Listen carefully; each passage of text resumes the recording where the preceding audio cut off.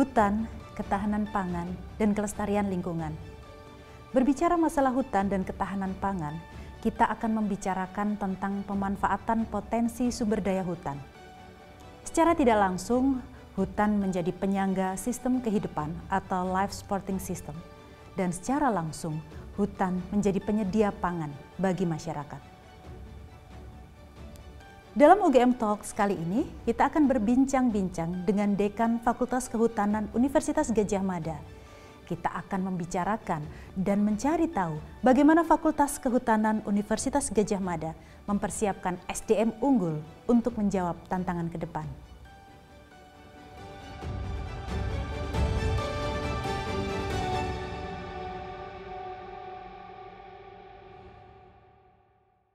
Sahabat UGM Talks, menjawab persoalan tentang masalah hutan dan ketahanan pangan, bersama saya telah hadir Dekan Fakultas Kehutanan Universitas Gadjah Mada, Bapak Dr. Budiadi Eshut MAGR SC.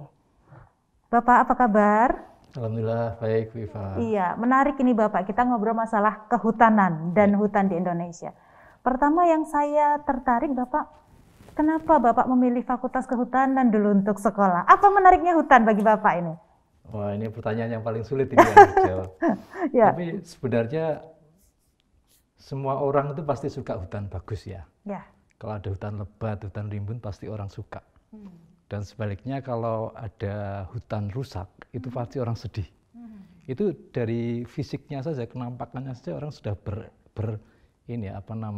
responnya seperti itu. Apalagi kalau melihat dampaknya. Sehingga sebenarnya saya sendiri menyukai hutan itu karena hal-hal yang tidak bisa tergambarkan seperti itu, sehingga mengalir saja waktu itu karena saya memang dibesarkan di sekitar hutan, kemudian setiap hari berinteraksi dengan hutan dan akhirnya sepertinya ini yang cocok yang harus saya tekuni begitu sebagai karir ya. Tadi Bapak sampaikan kadang-kadang orang suka dengan hutan, termasuk juga dampaknya ya Pak ya. Nah sekarang kalau berbicara tentang dampak, menurut Bapak peran hutan sendiri untuk bangsa Indonesia yang kita tahu kan sebagian besar atau bahkan mungkin separuh wilayah daratan di Indonesia itu isinya hutan. Ya. Apa Bapak peranannya? Ya kalau dalam Undang-Undang Pokok Kehutanan sebenarnya 60% daratan Indonesia itu harusnya berhutan. Karena sudah melalui kajian atau perhitungan bahwa hutan ini memiliki peran penting untuk kehidupan manusia dalam jangka panjang. Jadi hal-hal itulah yang menyebabkan sebenarnya hutan itu tidak semata-mata kekayaan sumber daya alam, tetapi ada hal-hal yang lebih tinggi nilainya dibandingkan sekedar fisik. Itulah sebenarnya mengapa kita itu kadang-kadang kalau dikonfrontasikan dengan kebutuhan-kebutuhan dalam jangka pendek untuk komersialisasi, untuk income devisa, begitu kadang-kadang kita dianggap terlalu konservatif ya, karena kita memang misi kita itu justru untuk menyelamatkan kehidupan manusia, karena peran hutan itu yang tidak ternilai atau yang disebut intangible benefit itu luar biasa banyak dibandingkan yang tangible benefit. Jadi misalnya oksigen ya, kita tiap hari menghirup oksigen. Sekarang ini masih gratis. Dulu air gratis, sekarang bayar kita. Betul, besok mungkin kedepannya oksigen itu akan bayar dan itu dihasilkan dari sumber daya hutan yang mestinya kondisinya utuh dan bagus begitu. Itulah sebenarnya kadang-kadang kita dianggap terlalu konservatif. Padahal memang kita ingin keberlangsungan livelihood manusia inilah yang paling penting untuk kita selamatkan begitu. Bapak, kalau kita berbicara tentang hutan dan pemanfaatannya, tentu luar biasa, banyak sekali. Tapi kadang-kadang di sisi lain, ironisnya Bapak, masyarakat di sekitar hutan sendiri kehidupannya, kesejahteraannya cenderung kurang. Nah, apa yang bisa Bapak sampaikan berkaitan dengan fenomena ini? Sebenarnya kalau konsep kami di kehutanan itu siapa yang akan mendapatkan manfaat paling besar itu adalah masyarakat hutan dan masyarakat sekitar hutan mestinya. Tetapi mereka kadang-kadang tidak punya resource untuk bagaimana menggali potensi hutan itu atau sumber daya hutan itu untuk kepentingan kelompok masyarakat itu sendiri. Sehingga kadang-kadang orang lain yang memiliki resource, terutama investasi ya, modal itu kemudian mengeksploitasi. Dan ketika eksploitasi terjadi itu kadang-kadang masyarakat lokal yang dilupakan.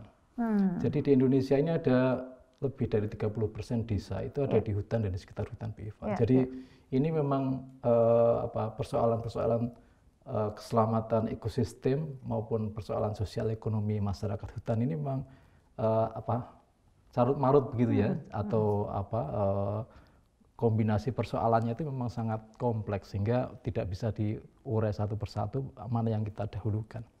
Nah, oleh sebab itu sebenarnya di kehutanan ini dulu kami memiliki misi begini, jadi hutan subur, rakyat makmur. Tapi kalau sekarang dibalik Bu Iva, jadi rakyat makmur, hutan subur. Karena sebenarnya persoalan sekarang sudah agak berubah atau berbalik, yaitu kita lebih mementingkan mendorong bagaimana manfaat hutan untuk masyarakat di sekitar hutan, untuk masyarakat hutan itu sendiri, baru kita nanti kesadaran akan pentingnya hutan itu kita tanamkan pada mereka, mereka akan merasa memiliki, kemudian ikut terlibat dalam pelestariannya begitu. Dan tentu saja itu tidak bisa lepas dari peranan akademisi ya Bapak ya. Fakultas Kehutanan UGM dengan tridharmanya, pendidikan, pengajaran, pengabdian masyarakat, dan juga penelitian, kontribusinya apa Bapak untuk menghadapi persoalan itu?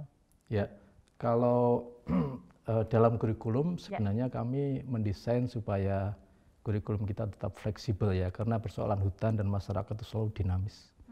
Dan setiap kali kita mendesain kurikulum, kemungkinan kondisi di lapangan sudah berubah. Ini selalu terjadi, sehingga kadang-kadang ada yang mengatakan kurikulum kita mungkin terlalu kaku. Jadi persoalan sudah berubah, kita belum mengadopsi dalam kurikulum kita. Tetapi kami selalu ini, jadi mengadaptasi kurikulum itu setiap 5 tahun sekali kita sesuaikan dengan kondisi yang ada di lapangan, dan juga persoalan-persoalan sosial ekonomi yang berkembang. Termasuk kalau dulu kita hanya berpikir hutan itu perannya lokal, sekarang sudah kita pikirkan mengarah pada peran hutan untuk kepentingan global ya.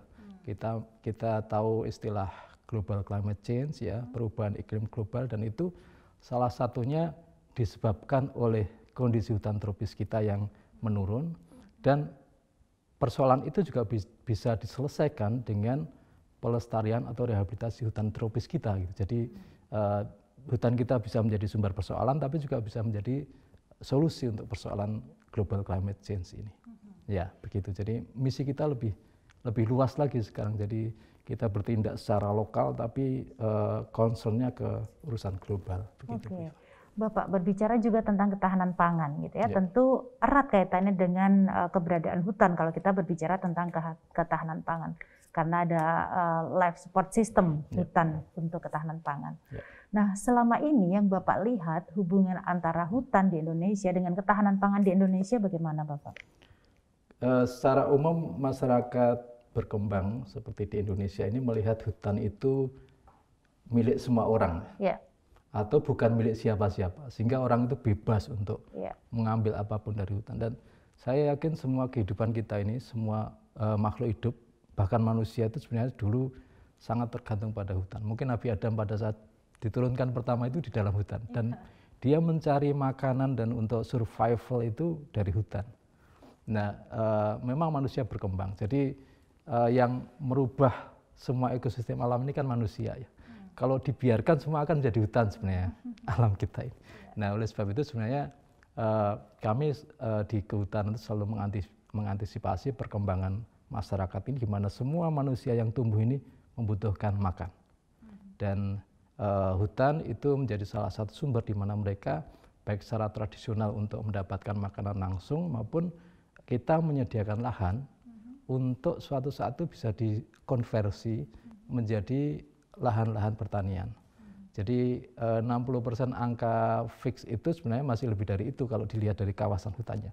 Tapi sebagian dialokasikan dengan istilah areal penggunaan lain (APL). Itu disediakan untuk peruntukan lain. Jadi bisa untuk pertanian, bisa untuk perkebunan. Itu yang langsung ya. Tetapi di hutan juga selain secara tradisional mereka masyarakat bisa mengambil makanan langsung, berburu dan lain-lain. Ada konsep juga untuk mengintegrasikan. Jadi kita membangun hutan sekaligus kita memproduksi pangan. Konsep itu sudah ada sejak lama sebenarnya, dan itu selalu berkembang. Yang terakhir kami mengembangkan konsep integrated farming, forest farming system, IFFS ya.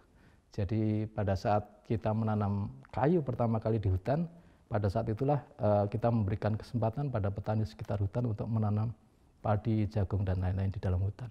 Itu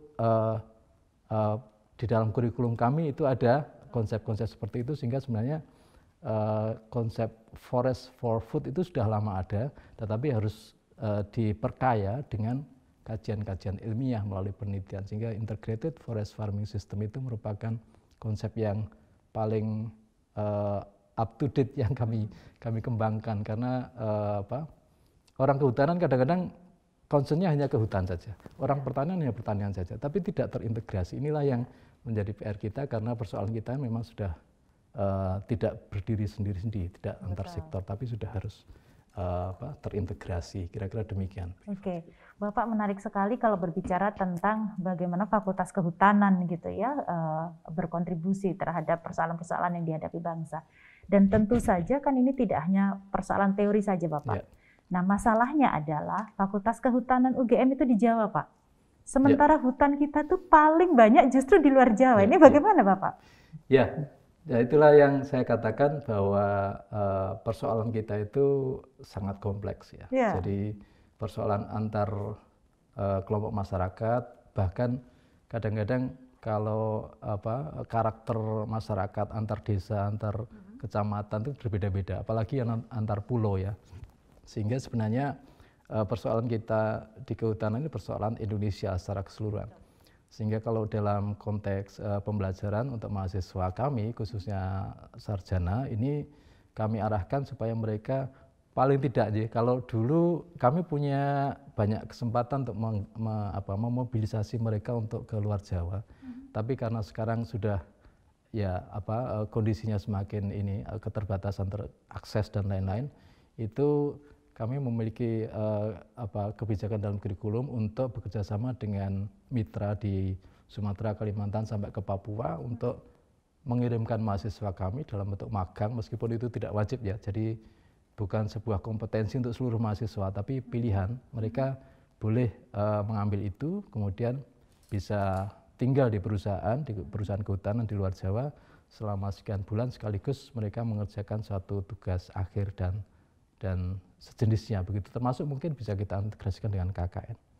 Ada satu contoh begini Bu, ada kalau sekarang ini kami mengundang mitra-mitra kami untuk semakin masuk ke dalam konteks pembelajaran ini dengan ada beberapa perusahaan yang menawarkan semacam ini magang kerja begitu. Jadi mereka magang dulu, kemudian nanti sekaligus perusahaan bisa menyeleksi mereka, suatu saat setelah lulus langsung diterima sebagai karyawan mereka. Itu ada beberapa perusahaan di luar Jawa. Jadi memang agak sulit kalau kita harus memobilisasi mereka dengan konteks harus diwajibkan, itu agak sulit. Tapi bahwa mereka harus memiliki kompetensi terkait dengan hutan tropis seluruh Indonesia, itu kita menggunakan strategi-strategi supaya mereka tetap paling tidak selama 5 tahun kuliah atau 4 tahun kuliah itu sekali saja itu paling tidak menginjakkan kaki di hutan luar Jawa. Itu mimpi kami sebenarnya kalau saat ini. Ya. Jadi memang harus benar-benar mahasiswa itu terjun ke hutan ya Bapak ya. Tidak hanya sekedar melakukan kajian di belakang meja. Sebenarnya apa sih yang Bapak harapkan dari alumni Fakultas Kehutanan UGM? Alumni yang seperti apa yang akan dihasilkan? Kalau sebenarnya persoalan kehutanan itu saja sebenarnya sudah sangat kompleks ya. Jadi kalau kami, mimpi kami itu ya sarjana kehutanan itu akan menjadi rimbawan ya. Jadi profesi kami itu namanya rimbawan. Itu mereka akan merasa menjadi rimbawan dan profesional begitu. Paling tidak ada perasaan itu setelah lulus.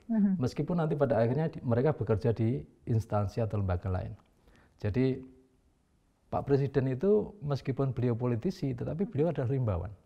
Rimbawan itu paling tidak ada ikatan yang kuat terkait dengan profesinya. Jadi ada perhatian yang kuat terhadap kehutanan paling tidak. Jadi bekerja dimanapun, karena kita juga memberikan bekal kompetensi yang bersifat umum, itu mereka tidak masalah asalkan mereka punya ikatan profesi yang namanya rimbawan itu. Jadi ada perhatian yang kuat ketika mereka bekerja di bank misalnya, ada perhatian bahwa bank ini harus punya peran terhadap pelestarian hutan, misalnya begitu. Jadi ada ikatan-ikatan seperti itu yang sebenarnya kalau kami mengembangkan atau menggunakan istilah korsa, korsa rimbawan itu. Sehingga itulah yang kami tanamkan khususnya pada mahasiswa semester-semester awal, sehingga ikatan korsa itu akan tertanam mereka di hati mereka meskipun mereka bekerja dimanapun pada saatnya nanti. Begitu. Menarik Bapak tadi sedikit menyinggung presiden kita yang alumni Fakultas Kehutanan. Kok bisa Pak Fakultas Kehutanan menghasilkan presiden? Itu mungkin ada yang mengatakan itu tidak by design ya. Tetapi sebenarnya karena kurikulum kami ini sebenarnya kan seperti kurikulum payung begitu ya. Jadi mahasiswa kehutanan itu harus bisa menyelesaikan banyak persoalan. Kalau masalah persoalan ini saya tidak membandingkan, tapi kalau bidang kedokteran misalnya, itu kan yang dihadapi satu spesies manusia, namanya Homo sapiens. Tapi kalau kehutanan itu luar biasa, banyak ribuan spesies dan mereka tidak bisa kita ajak ngomong sakit apa dan seterusnya. Sehingga mahasiswa kehutanan itu memang tertantang untuk memahami banyak hal dan menyelesaikan banyak hal. Saya kira itulah yang membekali mengapa alumni Fakultas Kehutanan, tidak hanya UGM ya, itu bisa bekerja dimanapun, termasuk presiden ya. Ada juga yang direktur BNI, bank negara dan seterusnya itu ada yang ada di posisi-posisi tertinggi di lembaga-lembaga yang lain ya. Jadi tidak hanya politisi tapi banyak ya. Jadi mungkin itu yang juga persoalan di dalam pembelajarannya mungkin memang mengarah ke sana begitu. Artinya karena secara substansial karena mahasiswa kehutanan terbiasa terjun di tengah hutan untuk beradaptasi dengan segala macam situasi yang kita tidak pernah tahu ya Pak ya. Termasuk masyarakatnya. Betul, termasuk masyarakatnya yang kita tidak pernah tahu tantangan yang dihadapi di hutan seperti apa, sehingga soft skill untuk bisa menjadi problem solver dalam setiap masalah itu jauh lebih tertangani. Nah, Bapak berbicara tentang persoalan-persoalan hutan di Indonesia, penebangan liar dan lain sebagainya. Sebenarnya kontribusi Fakultas Kehutanan sendiri untuk mengatasi persoalan-persoalan hutan yang ada di Indonesia itu apa, Bapak? Lalu kemudian kendalanya apa untuk mengatasi persoalan itu menurut Bapak? Kalau sebenarnya kami tidak berdiri sendiri ya, di Indonesia ini ada lebih dari 40 program studi kehutanan untuk S1. Artinya sebenarnya persoalan kerusakan hutan ataupun tantangan untuk memperbaiki kondisi hutan itu memang tidak harus ditimpakan pada satu fakultas atau universitas tertentu. Ini merupakan satu hal yang kompleks yang kami sebenarnya tidak banyak bisa mengintervensi terkait dengan ketika mahasiswa itu sudah lulus, itu outcome mereka mungkin secara karir mereka bagus, tapi outcome untuk kehutanannya ini yang sebenarnya menjadi pertanyaan kami. Karena selain persoalan keberagaman kealumnian tadi, juga hutan ini merupakan, ya tadi saya sampaikan, kita masih terpola bahwa hutan itu milik semua orang atau bebas kita manfaatkan. Nah ini yang hal-hal yang terkait dengan pengelolaan hutan yang dibalik yang kita ketahui atau dibalik yang dikuasai oleh mahasiswa itu ada persoalan politik, ada persoalan investasi yang besar yang menyebabkan di mana hutan itu masih bisa dieksploitasi, diambil sebanyak-banyaknya.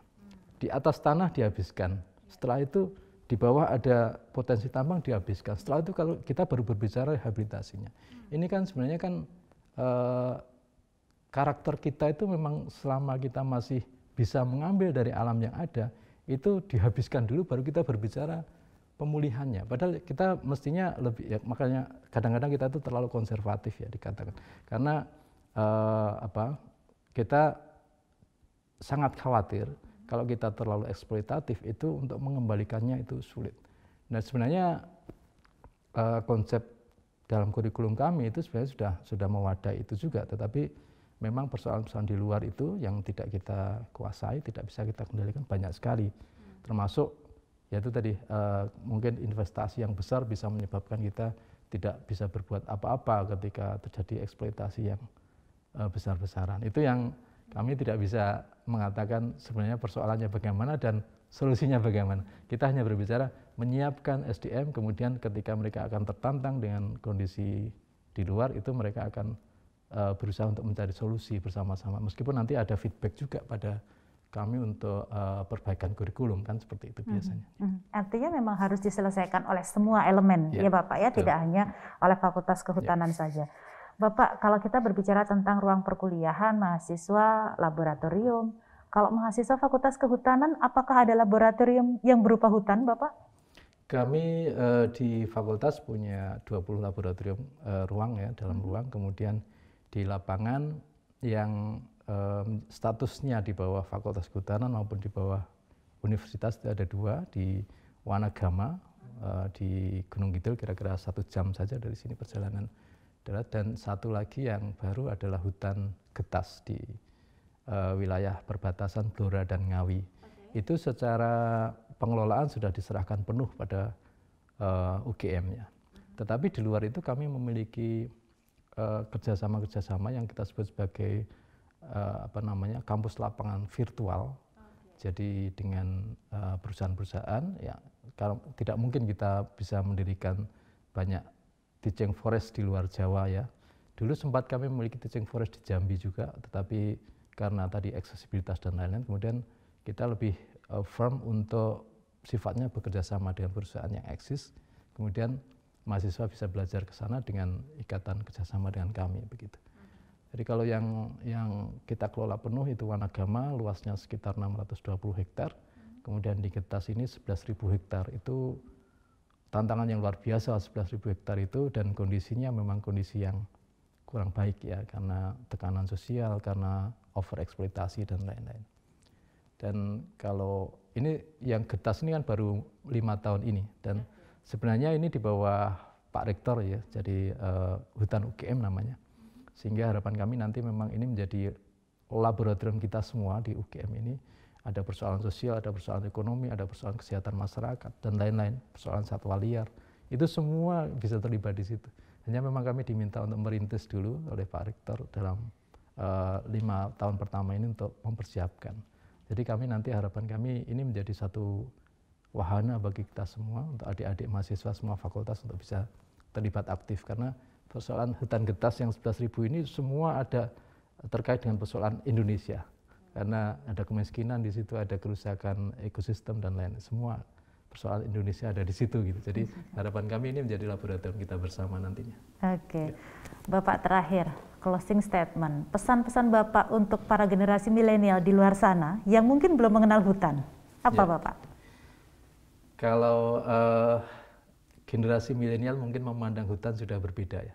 Mereka cenderung untuk lebih memandang hutan itu tidak sekedar kumpulan pohon-pohonan.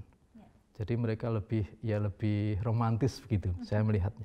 Jadi mungkin dari pemahaman mereka terhadap perilaku kita sendiri selama ini, generasi-generasi sebelumnya yang terlalu eksploitatif, yang terlalu ekstraktif. Adik-adik ini saya kira lebih mudah untuk kita ajak berbicara terkait dengan bagaimana peran hutan yang lebih global, yang lebih intangible tadi. Saya yakin itu kedepannya kita akan bisa membangkitkan kembali peran hutan untuk kepentingan kehidupan manusia. Tidak sekedar penghasil devisa, tapi kebangkitan kehutanan yang kami canangkan melalui Dies Natalis tahun 2018 yang lalu. Jadi kami ingin ada peran hutan ini kembali dilihat, tidak hanya sekedar pada era 80-an disebut sebagai emas hijau karena potensi devisanya. Ini lebih tinggi lagi perannya untuk kepentingan kehidupan manusia dalam jangka panjang. Jadi adik-adik saya kira akan terbuka pikiran dan perannya ke depan itu lebih nyata dalam kaitan dengan konteks yang lebih tinggi ya, nilainya lebih tinggi ya. Jadi untuk menyelamatkan kehidupan manusia itu saya kira tanpa kita paksa itu adik-adik sudah mengarah ke sana. Jadi harapan kami nanti generasi milenial ini yang mungkin pada tahun 2045 ketika kita 1 abad kemerdekaan ini mereka menjadi pemimpin bangsa ini sudah ada pemahaman yang lebih memandang hutan itu nilainya lebih tinggi sebagai penyelamat kehidupan livelihood manusia, tidak hanya Indonesia, tapi peran kita secara global itu akan lebih nyata di tangan adik-adik kita nanti. Oke, Demikian, terima kasih Bapak. Ya. Terima kasih sekali. Sahabat UGM Talks, luar biasa diskusi kita dengan Bapak Budiadi, Dekan Fakultas Kehutanan UGM. Satu hal yang ingin saya sampaikan, bahwa pemanfaatan hutan ternyata tidak hanya pemanfaatan dari sisi ekonomi saja, tetapi hutan juga bermanfaat untuk menyelamatkan dan memperpanjang kehidupan alam semesta ini. Dan tantangan itu tidak hanya bisa dilakukan oleh teman-teman dari Fakultas Kehutanan dan Rimbawan saja, tetapi juga oleh kita semua. Terima kasih UGM Talks kali ini.